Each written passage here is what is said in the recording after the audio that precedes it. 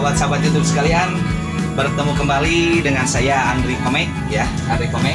Hari ini sahabat-sahabat otomotif sekalian, kita akan nge-review singkat ya, ataupun ada yang DM saya katanya, "Bang, review dulu dong ketika kita mau bepergian jauh, hal apa saja yang harus dicek ya supaya nanti di jalan kita tidak ada kendala." Sahabat-sahabat sekalian ya, sebelum itu saya perkenalan dulu ya. Ini adalah jenis mobil Terios yang memang pada kesempatan kali ini masih kita akan review ya. Ini jenis mobil Terios 2010 ya. Kalau dilihat dari eksteriornya, dari luarannya, ini warna hitam ya, dengan kondisi ada beberapa variasi yang kita tambahkan.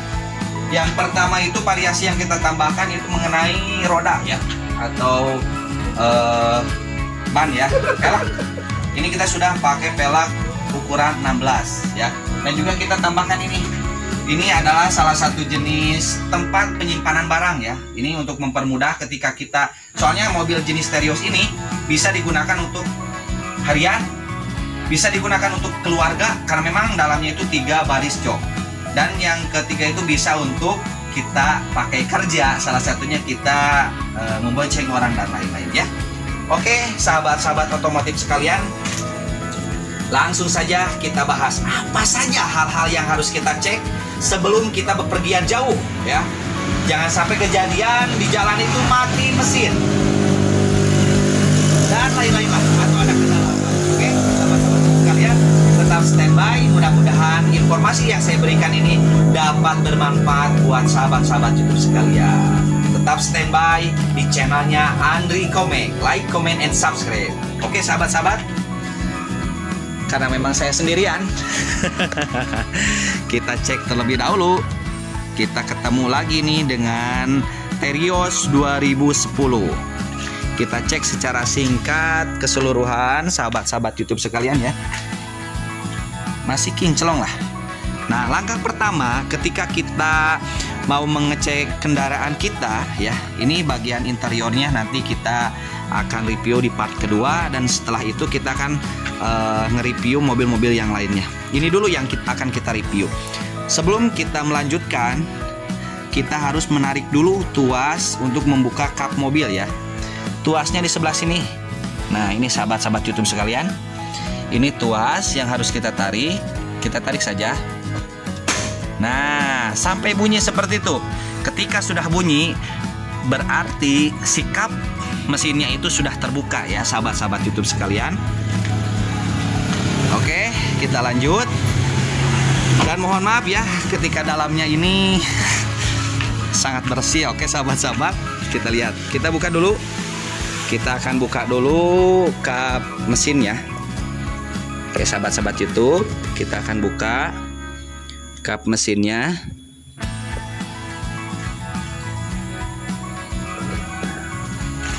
Kita akan buka dulu kap mesin daripada mobil Terios ini ya.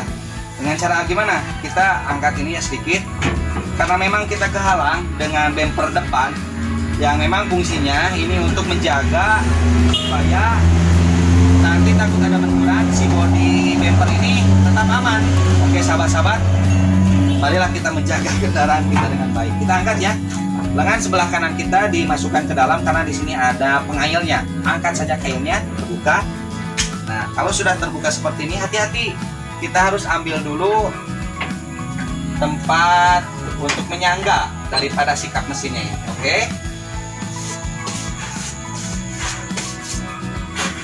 Nah, sudah terbuka seperti ini, sahabat-sahabat YouTube sekalian, kita tinggal review saja. Oke, tetap standby. Nah, sahabat-sahabat YouTube sekalian, inilah daripada mobil Terios 2010 ya, dan mempunyai isi silinder sekitar 1500 ya. Kalau yang saya rasakan ya, saya bepergian ke Garut paling habis sekitar 150.000 lah ya, bisa dipakai bolak-balik kalau kita membawa beban yang tidak terlalu berat. Dan mohon maaf ya sahabat-sahabat YouTube sekalian, kondisinya tidak terlalu bersih ya. Karena memang kita sering bepergian. Pertama, sahabat-sahabat YouTube sekalian, untuk mengecek daripada kendaraan kita ini supaya kendaraan kita ini tetap aman, hal yang pertama itu sangat penting sekali kita mengecek bagian oli. Nah, bagian oli bisa kita lihat, ini bagian olinya ya. Dan di sini ada garis ya. Nah, ini bisa kita lihat. Di sini itu ada garis atau ada ciri ya, sahabat-sahabat. Nah, terlihat ada dua garis ya. Garis atas dan garis bawah. Kita harus meng-cross check terlebih dahulu ya. Ketika si oli mesin kendaraan kita ini sudah mulai kotor ya, ini juga sekitar 2 bulan ya saya mengganti. Nanti sebentar lagi kita kembali. Nah, ketika kendaraan kita sudah olinya sedikit, kita harus cek terlebih dahulu ini keadaan si olinya berapa, di strip yang mana. Ini sangat penting sekali ya sahabat-sahabat sekalian. Jangan sampai kendaraan kita kehabisan oli.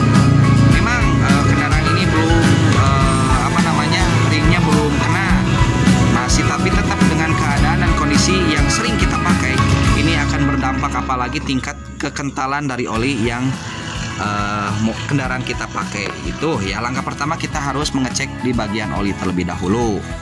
Selanjutnya sahabat-sahabat YouTube sekalian ya, setelah itu kita masukkan kembali.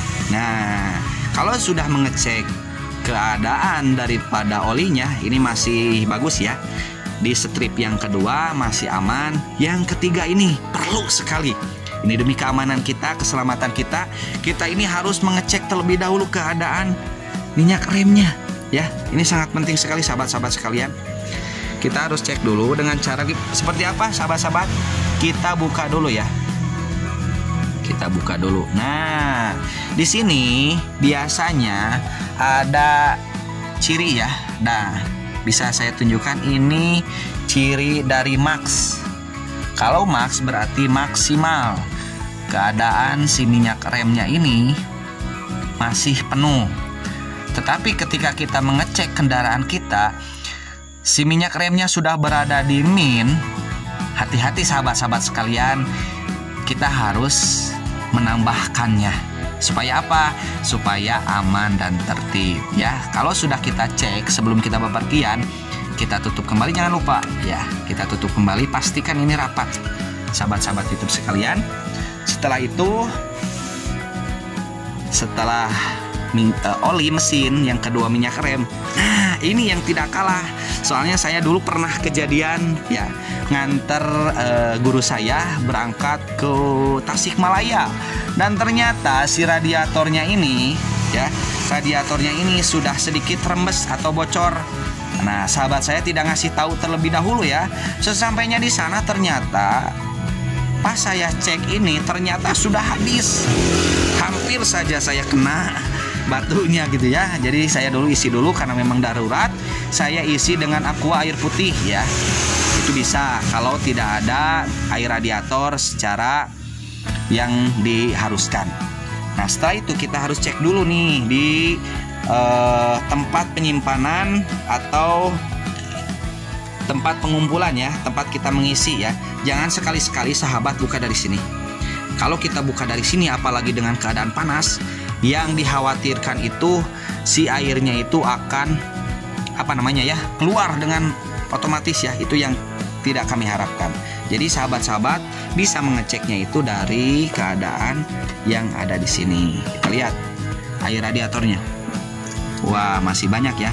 Ini saya masih pakai air radiator yang disarankan oleh dealer mobil ya. Nah, di sini pun ada bacaannya sahabat-sahabat sekalian. Bisa kita lihat ya. Ini ke sini agak sedikit kuning, tapi dari sini ke bawah ini masih biru. Ini tandanya persediaan untuk radiator saya ini masih banyak. Ya, di sini full, di sini low.